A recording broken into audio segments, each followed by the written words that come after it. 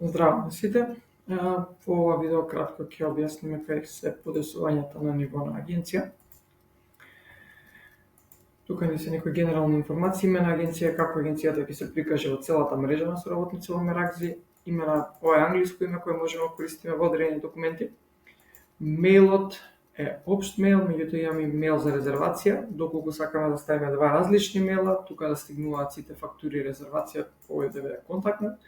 Адреса која може да ја генерираме во документите, телефон за контакт, даночен и матичен, банкарска сметка, све што може да се генерира во документите, да се повлече лиценца, контакт од одговорно лице, шифра на дејност, ДДВ, работно време, курс на евро, да сме оставили 162, рок за плаќање на фактурите.